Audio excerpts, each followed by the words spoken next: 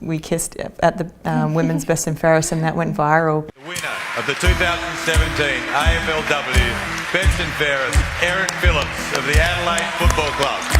We didn't realise kind of what role models we can be and how much that was more of just a positive thing by being ourselves and showing who we are and being happy.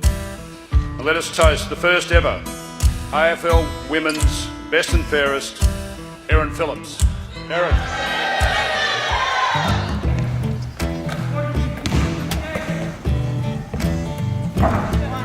When I met her, there was something that was different. I mean, to be honest, I'd never dated a woman before.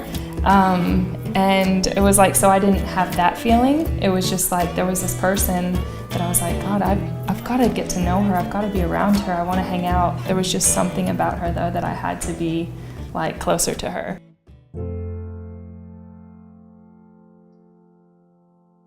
We decided to elope to Maui for a number of reasons. One, because I never get enough time to plan anything because of my schedule. And then two, just trying to coordinate a big wedding was a nightmare, and I don't think it was something that we both really wanted. It's not really our... Especially with two families in two different countries, it was like somebody's gonna miss out. $90 for my dress, and yours was? $100.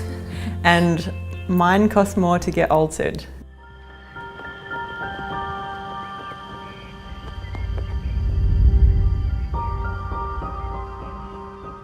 It's a lot easier for people in America right now. Obviously it's legal here, and we really didn't even have an option to get married in Australia, so it had to be somewhere in America or New Zealand or Europe somewhere. What do we want? When do we want it? Now! What do we want?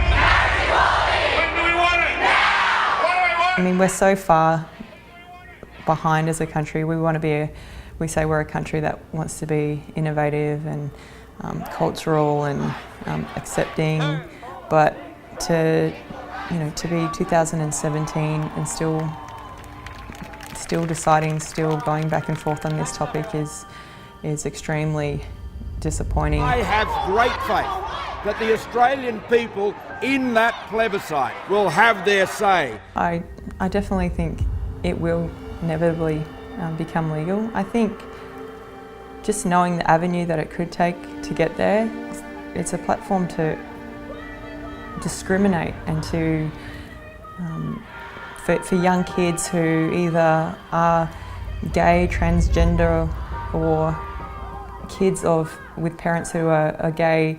It's a platform for them to have to listen to people bash their parents or their sexual orientation. We're trading on very dangerous grounds. It's not something that requires, however, a 3-month campaign and a $122 million optional survey. We could be here right now voting for marriage equality as the elected representatives of the people of Australia. This is wrong. It is a ridiculous waste of time and taxpayer money. Not only is it wasted money because we know how the Australian public feel and actually majority of politicians, but to have a leader who is afraid to lead is disappointing, and I think that's probably the most disappointing part of being Australian.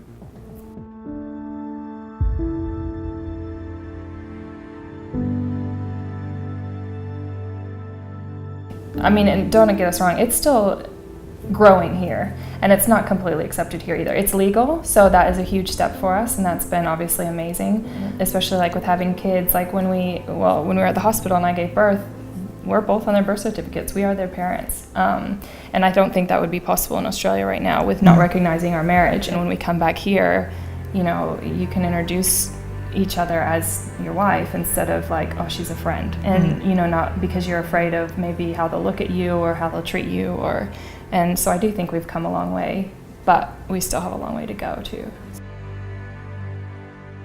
What the AFL are doing by having different things like pride games and showing support and making sure that this game, this code is a safe environment for everybody, we will see you know, the first AFL player who's going to come out, and I think after that first one, I think you'll probably see a lot more, and I just hope that they know how much support there is behind them.